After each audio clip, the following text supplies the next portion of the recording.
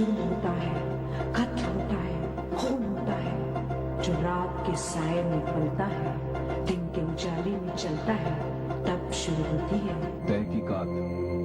हम यहाँ तहकीकात करने आए हैं।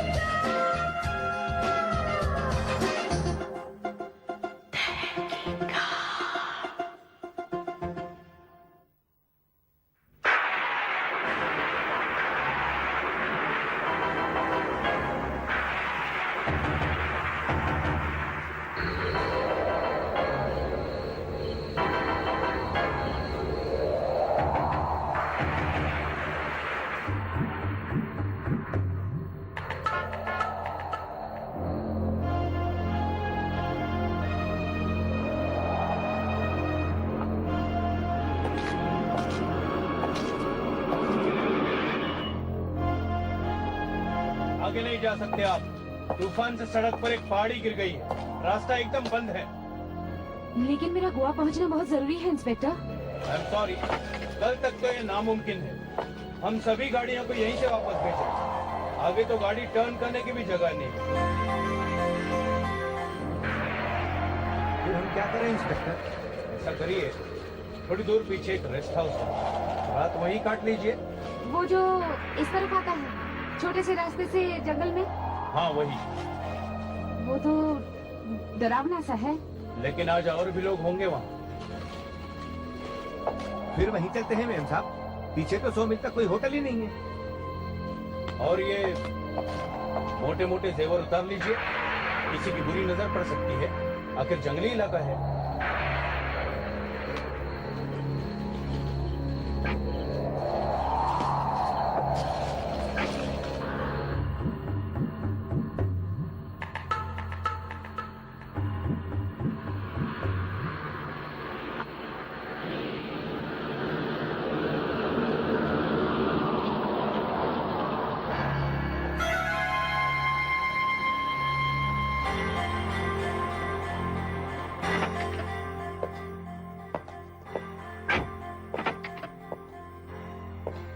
दीनदयाल जी, मुझे ये जगह कुछ ठीक नहीं लग रही है। अब इसके सिवा दूसरा कोई चारा भी नहीं है मेम साहब।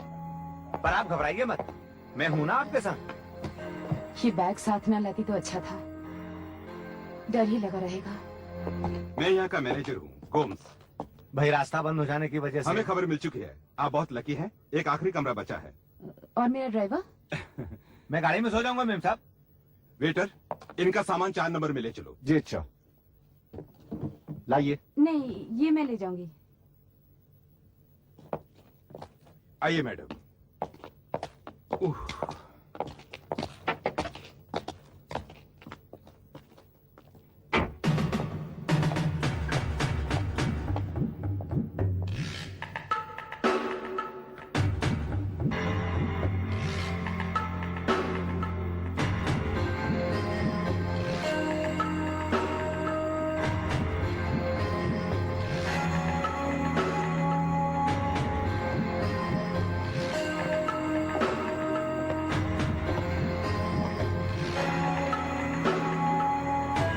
आइए।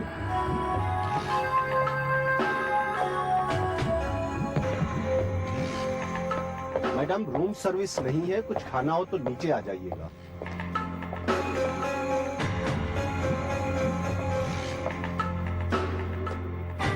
सुनो,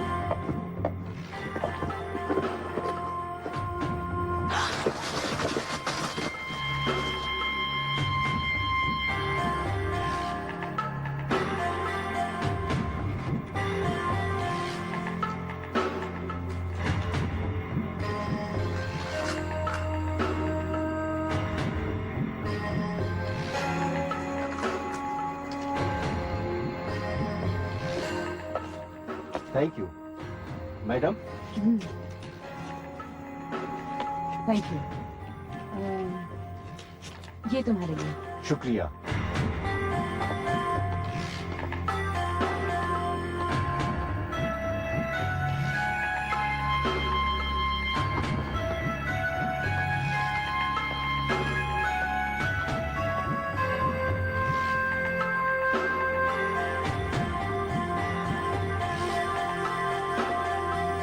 नहीं, कुछ खाऊंगी नहीं। पीने के लिए क्या है सॉफ्ट ड्रिंक, इसके अलावा? विस्की, जिन, रम। कोई वाइन है? जी नहीं, वाइन तो नहीं है। टेलीफोन है? टेलीफोन पियेंगे आप? Sorry sorry sorry. नहीं, वाइन नहीं तो कुछ नहीं चाहिए। टेलीफोन है? जी हाँ, उस कोने में है। बम्बई के लिए बुक करना पड़ता है, गोवा डायरेक्ट लाइन है। ठीक है, मैं कर लूंगी।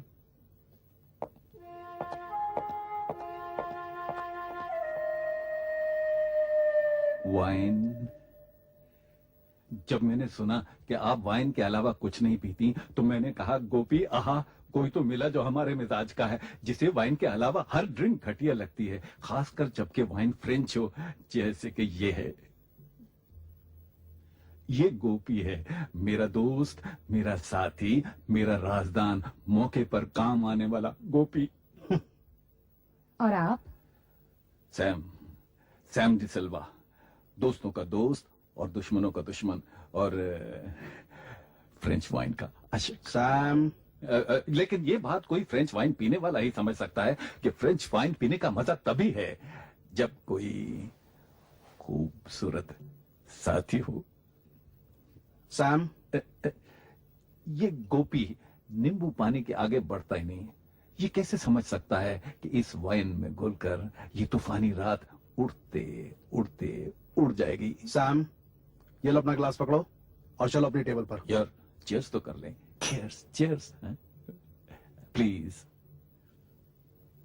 देखिए सैम साहब, वाइन मैंने मांगी जरूर थी, लेकिन इसका मतलब ये नहीं कि इसके बगैर मैं जी नहीं सकती। आप बुरा मान गई? नहीं नहीं। नहीं नहीं नहीं, आप बुरा मान गई। I am sorry. सैम माफी मांगता है, लेकिन इसके बाद अगर आपने ये वाइन नहीं पीना तो आपकी कसम सारी की सारी बोतल गार्डन में उड़ेल दूंगा, किसी फूलों की क्यारी में। I mean it. नहीं, अच्छा नहीं लगता।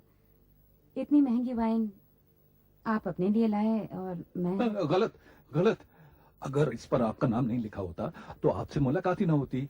और ये इत्तेफाक थोड़ी हो सकता है कि जिस वक्त मैं सोच रहा था कि ये वाइन किसके साथ शेयर की जाए, उसी वक्त आपने वेटर से वाइन मांगी और मेरे दिल ने कहा आहा। क्यों गोपी, क्या कहा? आहा आहा आहा। आदमी दिलचस्प हैं आप। चलिए, आप भी क्या याद करेंगे। वैसे मैं भी सोच रही थी कि इतनी लंबी रात कटेगी कैसे। चीयर्स। चीयर्स। मिसेस प्रीति नारंग। मिसेस प्रीति नारंग। तो आपके पति? नहीं है, इस दुनिया में नहीं है। I am sorry. पिछले साल ही मैं विधवा।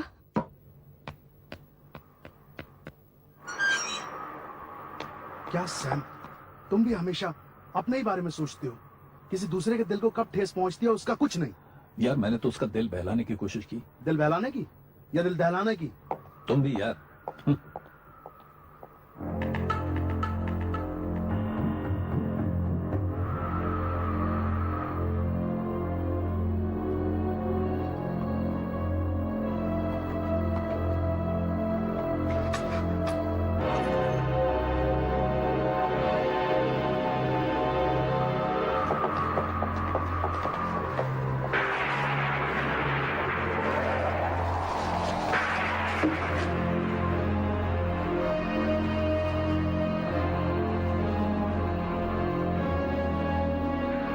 मैडम, इस वक्त यहाँ इतना सेफ नहीं है। आखिर ये जंगल है, जंगली लोग हैं, जंगली जानवर हैं। यही नहीं साहब, यहाँ चोरियाँ होती है, खून होते हैं और एक भूत घूमता रहता है। अब चुप बेवकूफ। आज के जमाने में भूत किसने देखा? मैंने देखा हुजूर, कसम से। पिछले दिनों यहाँ बूढ़ा मर गया था, उसी का भूत घूमता रहता है। लोगों का शक है कि उसका कत्ल हो गया था। अबे भाग यहाँ से, ये मतलब लोगों को डराता रहता है। Get lost!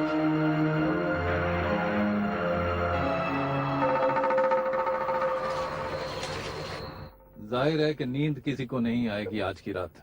भाई सीधी सी बात है, मैं तो अपने कमरे में सोने जाऊंगा नहीं।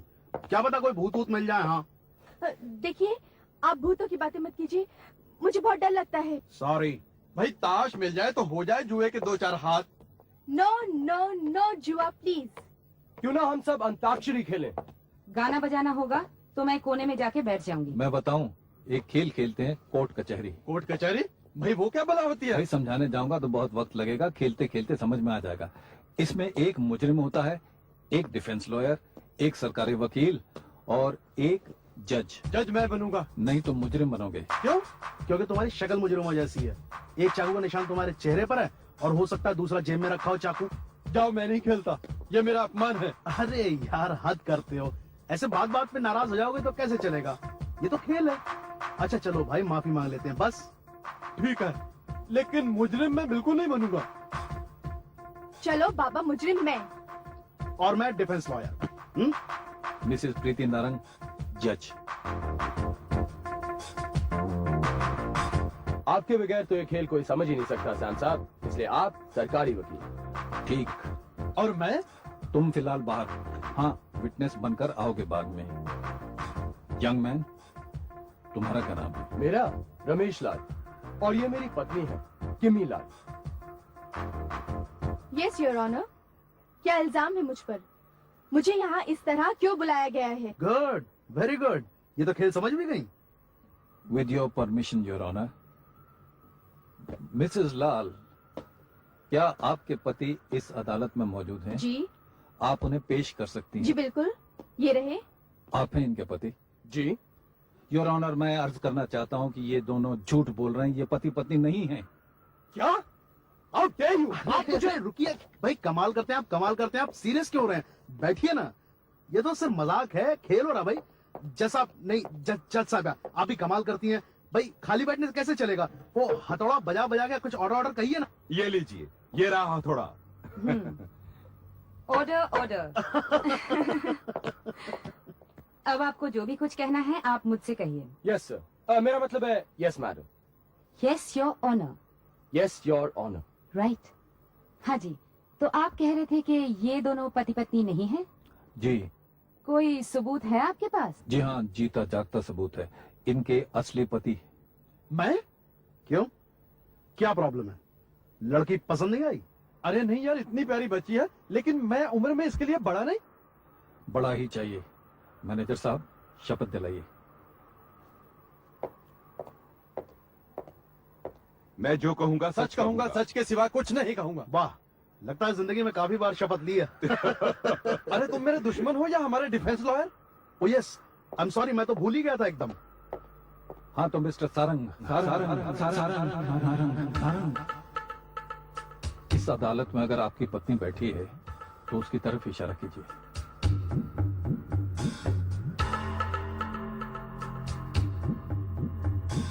और उसके पास जो आदमी बैठा है वो कौन है? वो मैं कहता हूं कि वो आपका वकील है। जी हाँ, वकील है।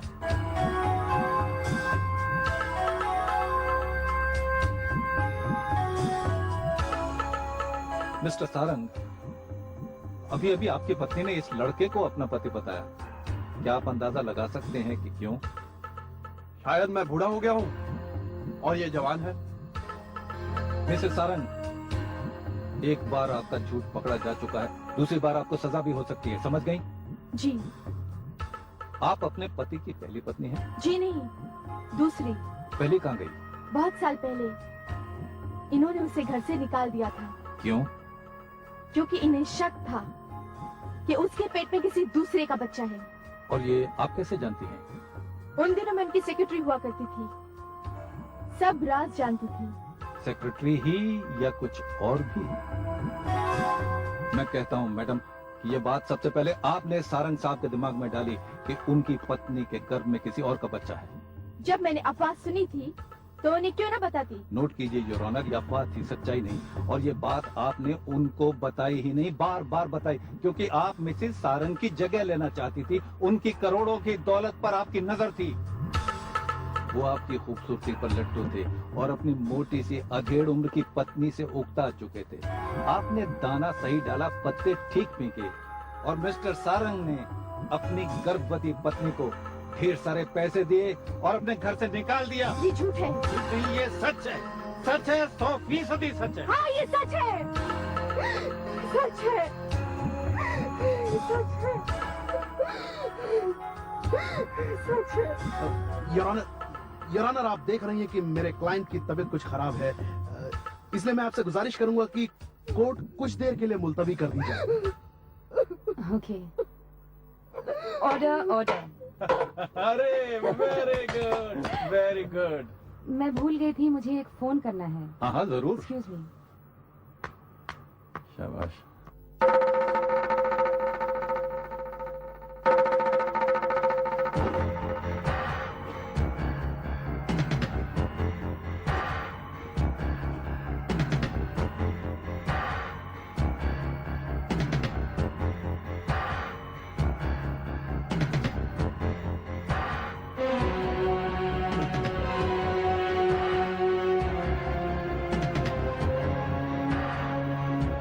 तुम डरती क्यों प्रीति? मैं अभी आता हूँ।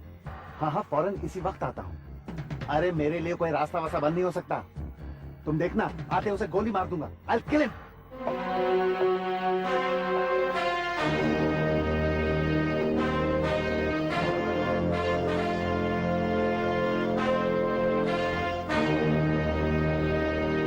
अरे क्या है भाई मालूम, क्या बात है? मैनेजर साहब, हाँ? सुना है बहुत अच्छी नौटंकी चल रही है यहाँ, हम लोग भी देख सकते हैं क्या? बहुत मेहरबानी होगी जी। हाँ, ठीक है, तुम बैठ जाओ यहाँ। धन्यवाद।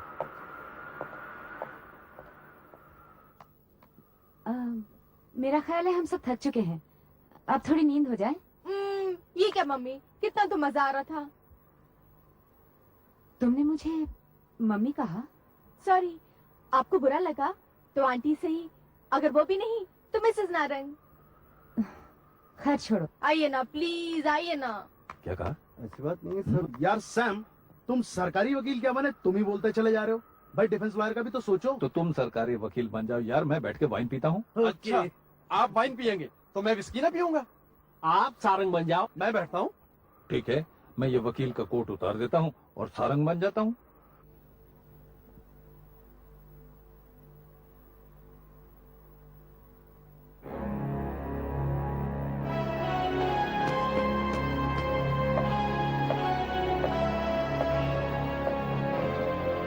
ये शॉल आपने क्यों ओढ़ लिया?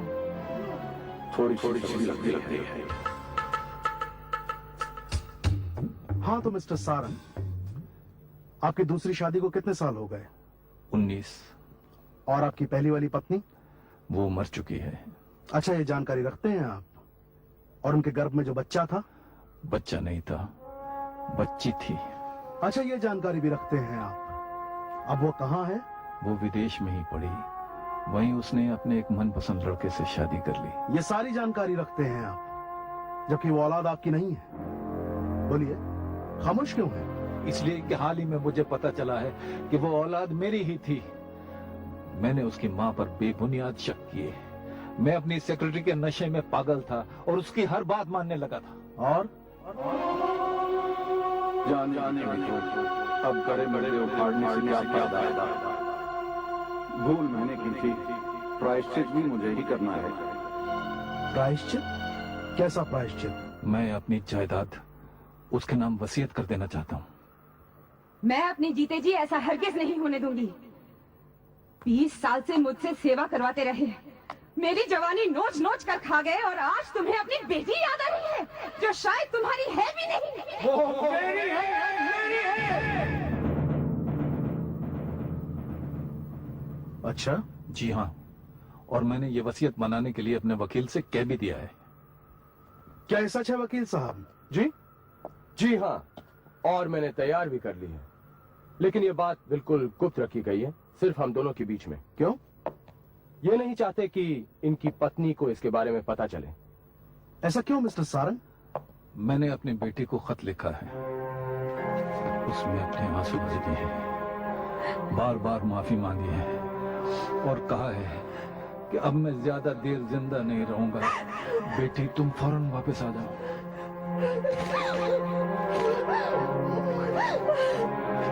पापा, मेरे पापा। आप ज्यादा देर जिंदा क्यों नहीं रहेंगे? मैं डायबिटीज का मरीज हूँ और दिल का भी। मेरे खून में शुगर कभी तो बहुत ज्यादा हो जाती है और कभी बहुत कम। रोज चेक करनी पड़ती है और इंसुलिन का इंजेक्शन लेना पड़ता है। मैं जिंदगी और मौत के बीच में डोल रहा हूँ वकील साहब। ये इंजेक्शन आपको डॉक्टर देता है? पहले डॉक्टर देता था, अब मेरी पत्नी देती है।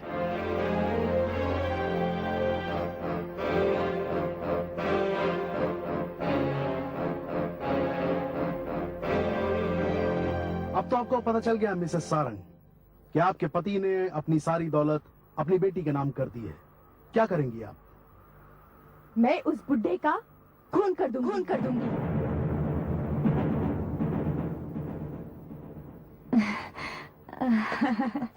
आप भी कमाल के एक्टर हैं सैम साहब। आप भी कुछ कम नहीं Preeti ji. Please give us a big hand. Your honour, अगर आपकी इजाजत हो तो मैं जरा। Oh please please. Thank you.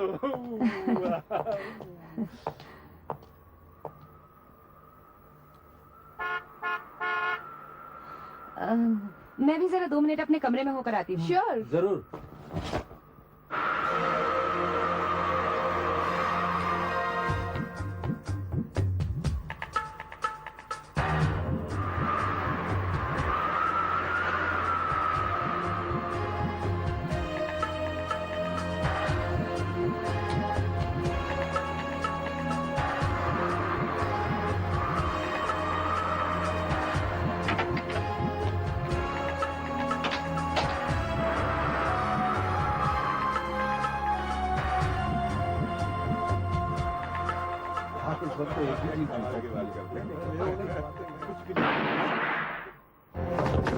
गोली चलने की आवाज। हाँ, गोली चली है। दरवाजा खोलिए।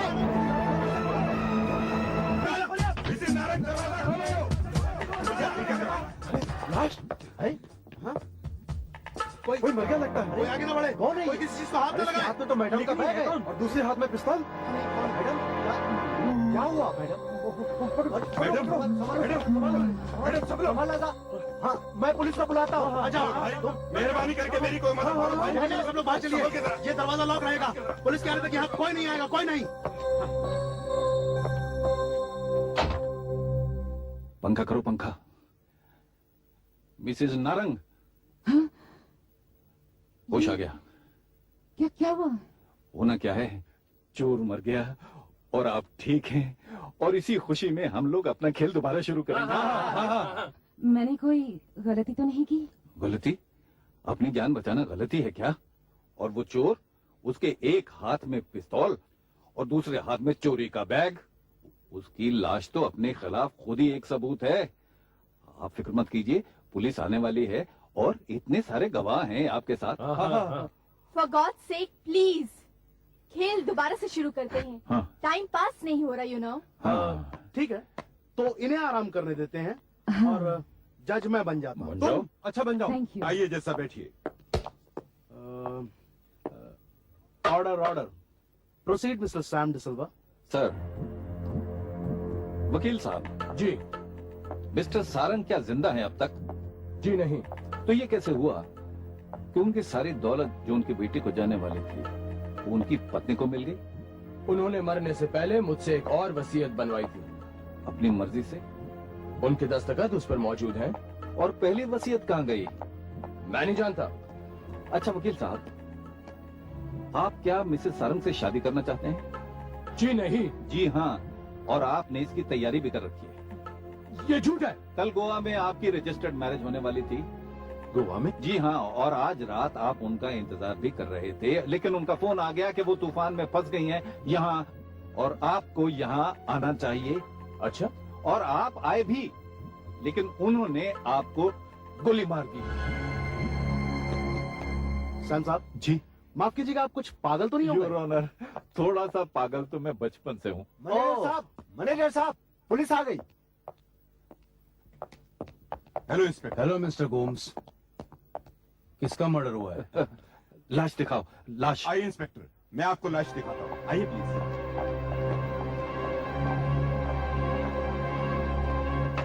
आइए इंस्पेक्टर, आइए। अरे ये क्या, लाश गायब हो गई? अब ये भी तो यहाँ, ये क्या मजाक, क्या मजाक? ये मजाक नहीं है इंस्पेक्टर। अगर आप लोग इत्मीनान रखें तो सारी बात समझ में आ जाएगी। गोपी, सारी बत्तियां बुझा दो।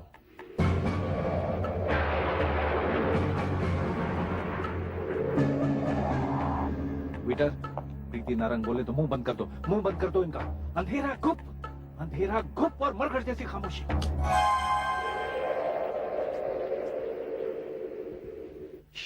खामोश।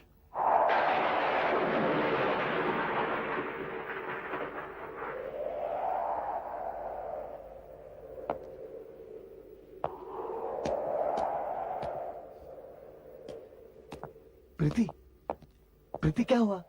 तुम ठीक तो हो? प्रीति, मुझे बोला कि खुद कैसे सो सकती हो? Heads up, lights. इंस्पेक्टर, इनकी तलाशी लो।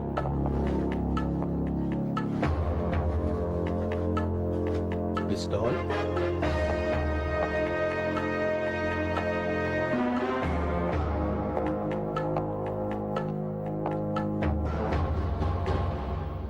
Order, order. Please proceed with the case.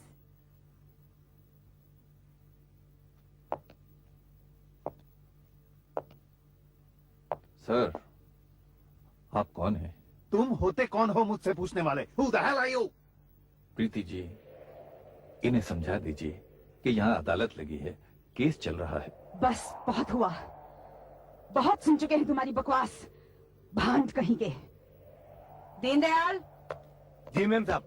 गाड़ी निकालो, हम इसी वक्त बॉम्बे जाएंगे, चलो। एक कदम भी आप आगे बढ़ी तो आप गिरफ्तार कर ली जाएंगी। How dare you! मैं देखती हूँ मुझे कौन गिरफ्तार करता है। आप खून कर चुकी हैं थोड़ी देर पहले इस पिस्तौल से। इंस्पेक्टर सावंत,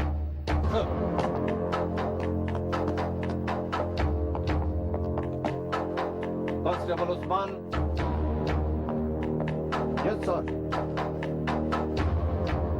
आप गवाह हैं इनके जुर्म के, इनको हिरासत में रखिए। आप हथकड़ी नहीं लगवाना चाहती तो जो ये कह रहे हैं करती जाओ। कौन है ये? Who is he? Sam D'Silva, private detective. और ये मेरा junior Gopi. Madam. Don't touch me.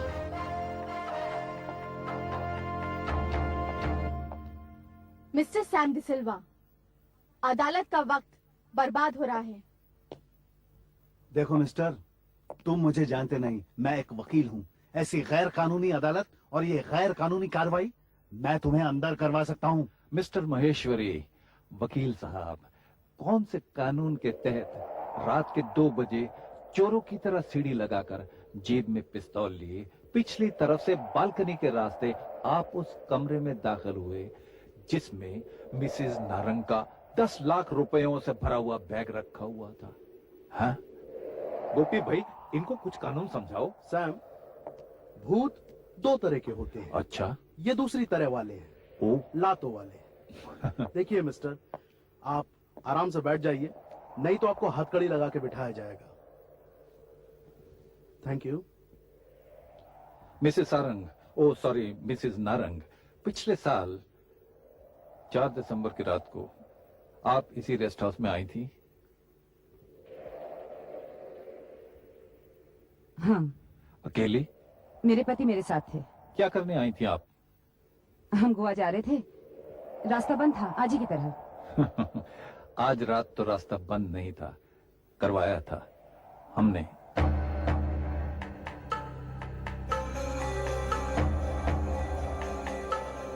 उस रात क्या रास्ता आपने बंद करवाया था? मैं कैसे करवा सकती हूँ? जयंती, जी सर। यहाँ आओ।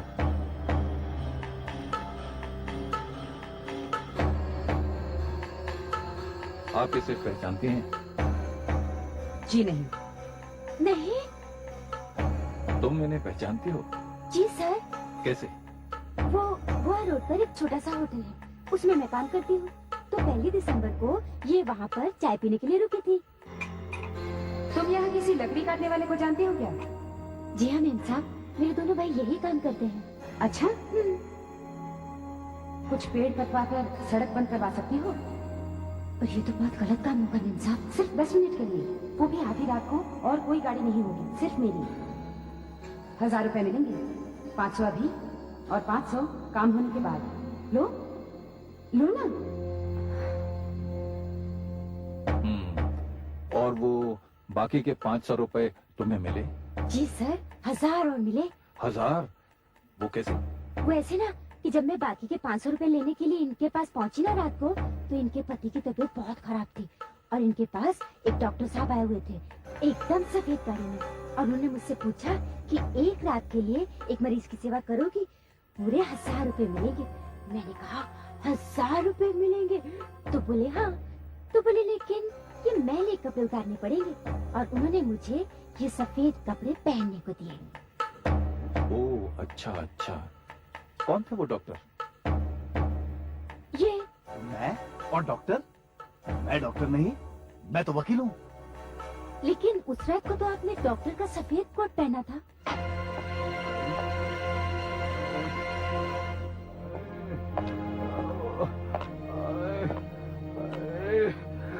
मैं मर जाऊंगा प्रीति। तुम मेरा इंजेक्शन भूल कैसे गई? थोड़ा सब्र कीजिए, डॉक्टर साहब आ ही गए हैं। इतने में आप इस पर एक दस्तखत कर दीजिए। नहीं नहीं, मेरा गला सूख रहा है, मेरे हाथ पाँव सुन्न हो रहे हैं। मैं सर पैर दबाऊं? तुम रहने दो ना, मैं दबा दूंगी। तुम एक काम करो, नीचे जाकर एक गिलास गर्म दूध लेके आओ प्लीज।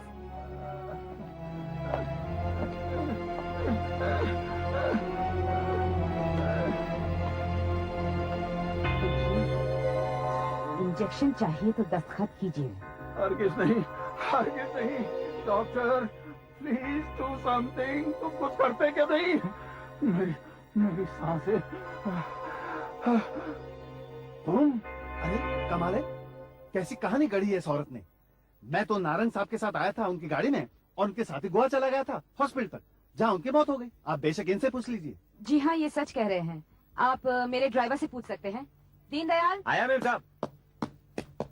जी हाँ साहब, ये सच कह रही हैं। तो तुम इनके ड्राइवर हो? जी साहब। उस वक्त भी थे? जी हाँ। माली। जी साहब। इधर आओ, जरा अपना असली रूप दिखाओ। नमस्ते मेम साहब। तुम इन मेम साहब को पहचानते हो? कैसे नहीं, 20 साल तक ड्राइवरी की है अपने मालिक की। तो उस रात ड्राइवर तुम थे या ये था? झूठ बोलता है रामपुर की औलाद, रिश्वत खा क्या लगता है? ड्राइवर हम थे साहब, हम लाए थे साहब को और मेम साहब को यहाँ। और ये वकील मुर्दार हमारी गाड़ी में कदापि नहीं था, ये तो बाद में आया था अपनी गाड़ी में। और साहब, इसके हाथ में एक सफेद रंग का चोगा जरूर था। तुमने इससे कोई बात नहीं की? हम काहे मुंह खोलते साहब, जब ये मुंह तो हमारी मेम साहब के पीछे कुत्ते की तरह लगा ही हुआ था। और साहब, जब मालिक ने ही आंखें मूंद रखी हों तो हम काहे मुंह खोलते? तुमने इसको दोबारा नहीं देखा? देखा साहब, देखा। जब हम गाड़ी में सोए रहे, हम क्या देखते हैं, ये मुर्दार हाथ में कुदाली लेके आधी रात को बगबनी कर रहा है।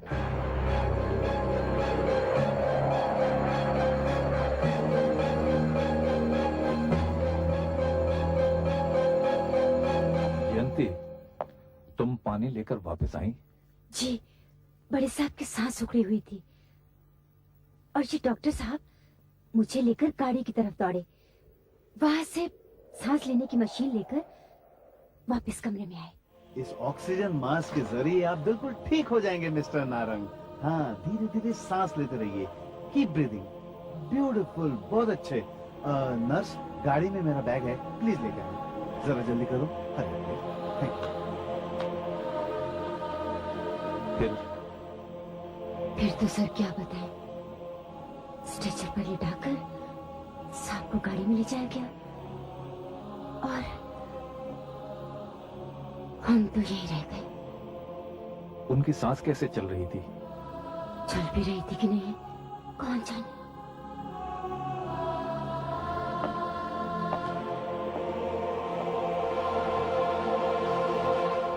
योर ऑनर, जैसे उस रात ये वकील साहब बागवानी कर रहे थे, वैसे आज रात मैंने भी कुछ बागवानी की और जमीन के नीचे से ये कुछ कागज बरामद किए, कुछ जले हुए, कुछ फटे हुए।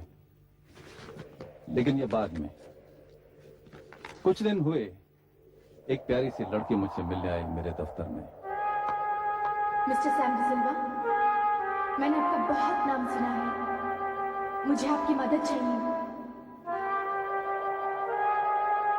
मैं एक अभागे बाप की अभागन बेटी हूँ। उसके कहने से मैंने ये तहकीकात शुरू की जो आज रात तक जारी थी। नतीजा कितना साफ है कि एक पहले से बनाए हुए प्लान के मुताबिक मिस्टर नारंग इस रेस्ट हाउस में लाए गए और उस इंजेक्शन से महरूम रखे गए जो हर रोज उन्हें एक दिन की जिंदगी और देता था, तब तक जब तक कि उन्होंने दूसरी वसीयत पर दस्तखत नहीं कर दिए। उसके बाद पहली वसीयत फाड़ दी गई, जहां तक हो सका जला दी गई, फिर दफना दी गई। लेकिन इत्तेफाक देखिए, दो नाम नहीं जल पाए, एक बाप का, एक बेटी का, जो जिंदगी में नहीं मिल पाए, जलने के बाद मिल गए।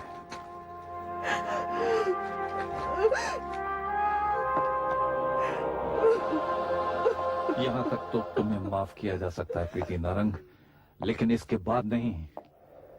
जिस एक इंजेक्शन के लिए मिस्टर नारंग ने अपनी सारी दौलत तुम्हारे नाम लिख दी, वो इंजेक्शन उसके बाद भी तुमने उन्हें नहीं दिया और सिसक कर वो मर गए। और उसके मरे हुए चेहरे के ऊपर तुमने ऑक्सीजन का मास्क लगा दिया और हमेशा के लिए उसे अपनी जिंदगी से बाहर कर दिया। तू इस 1500 रुपए पर जो तूने मुझे दिए थे, अरे तो दिल की इतनी गरीब है कि मुझे आज मालूम हुआ। ले, ले, ये 1500 रुपए भी रख ले ताकि थोड़ी सी और अमीर हो जाए तू। और ये रहे वो 25,000 जो तुमने मुझे घर से निकालते वक्त दिए थे और कहा कि ये मालिक की सेवा का मुआवजा है।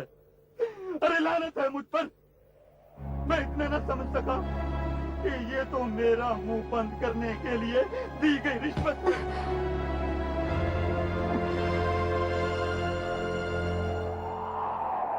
वकील अपनी अकल के लिए माने जाते हैं, लेकिन योर ऑनर, देखिए इस बेअकल आदमी को जो उस औरत के धोखे में आ गया, जो धोखा देते देते यहां तक पहुंची थी। जुर्म में आधा हिस्सेदार, दौलत में भी आधा हिस्सेदार बनना चाहता था और प्यार में भी। लेकिन किस्मत देखिए, जिसकी आंखों में बसना चाहता था उसी की आंखों से गिर गया। जिसके साथ शादी के ख्वाब देख रहा था उसी के हाथों मरने की तैयारी कर रहा था। No, no, no, this is all crap. सब झूठ है ये। I don't believe a word of this. मैं इससे प्यार करता हूँ, ये भी मुझसे प्यार करती है। कल हमारी गोवा में शादी होने वाली है। अच्छा, और ये तोहफे के तौर पर ये पिस्तौल ला रही थी आपके लिए। आपकी तो किस्मत अच्छी है वकील साहब कि मेरी नजर इस पर पड़ गई और मैंने इसमें से असली गोलियां निकालकर ब्लैंक्स डाल दिए, खाली कारतूस। और अपनी ही एक चाल चली, वरना तुम हम बैठे ना होते, उसी कमरे में ढेर हो गए होते जिसमें तुमने नारंग साहब को ढेर किया था इस औरत के साथ मिलकर। क्यों मुझे बदनाम पे बदनाम किए जा रहे हो सैम डिसिल्वा? काफी कालक नहीं पहुंच चुके क्या मेरे मुंह पर? हवलदार उस्मान जी, जब ये टेलीफोन पर बात कर रही थी तो दूसरी लाइन से आप सुन रहे थे ना? जी हाँ। किससे बात कर रही थी ये? इस वकील के साथ। क्या कह रही थी, जरा अदालत को बताइए। जी हाँ, ये कह रही थी कि यहाँ पर किसी सैम नाम के आदमी को इन पर शक हो गया, तुम फौरन आ जाओ। तो इसने कहा मैं आते ही उसे गोली मार दूंगा। तो ये कहने लगी तुम होशियारी से पीछे की तरफ से आना, गार्डन में एक सीढ़ी पड़ी है, उसे लगाकर बैल्कनी से आ जाना। अच्छा, तो फिर? तो ये कहने लगे मैं आने से पहले 3 बार हॉर्न बजाऊंगा, तुम समझ जाना। मैं जानना चाहता था कि इनका प्लान क्या है। इसलिए बाहर आकर मैंने 3 बार हॉर्न बजाया और अंधेरे में सीढ़ी से इस हाथ में पिस्तौल लेकर मैं बालकनी पर पहुंचा। इस औरत ने ना आओ देखा ना ताओ, धड़ से गोली मेरे सीने में दाग दी। मैं मुंह छुपाकर औंधा गिरा और मैंने अपनी सांस रोक ली। जिस वक्त आप लोग दरवाजा खटखटा रहे थे, उस वक्त ये मेरे मरे हुए हाथ में अपने नोटों से भरा हुआ बैग थमा रही थी। तमाशा देखिए, एक तो गोली मारी, ऊपर से बेहोश हो गई, जैसे कि हम बेवकूफ हैं। आप खुशकिस्मत हैं वकील साहब कि आपकी जान बचाने के लिए वो गोली हमने अपने सीने पर खा ली। प्लान अच्छा था मिसेज नारंग, एक पंथ दो काज, खून का इल्जाम इनके सर पर लग जाता और ये ब्लैकमेलर आपके रास्ते से हट जाता। जात औरत, ऐसा धोखा। छुओ मत मुझे, यू ब्लैकमेलर। अच्छा, जब मेरी जरूरत थी तब मैं डार्लिंग था। तुम बिकाऊ आदमी हो, मैंने तुम्हें खरीदा है, लेकिन तुम शायद ये भूल गए कि मैं बिकाऊ नहीं हूँ। खून तुमने किया है, अब तुम भुगतो। मैंने किया है? इंजेक्शन तुमने दिया कि मैंने? इंजेक्शन तुमने गायब किए, डॉक्टर बनकर तुम आए थे, लाश तुम उठा कर ले गए, मैंने क्या किया? खत्म कर दूंगा। I'll finish you all.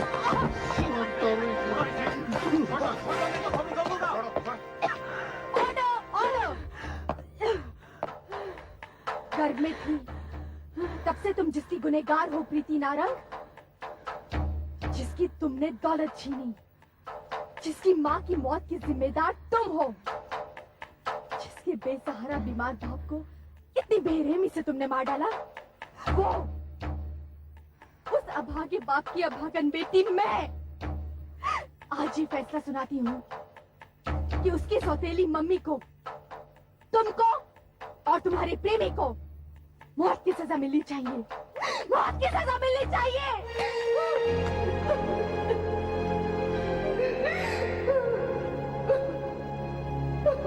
Hello, hello.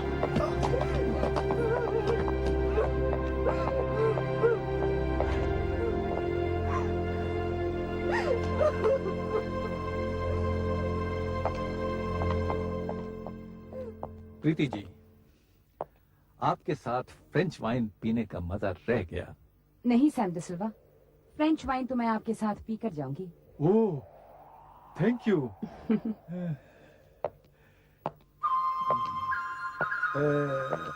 Gopi. Yes. You've done it again. That I always do. Thank you.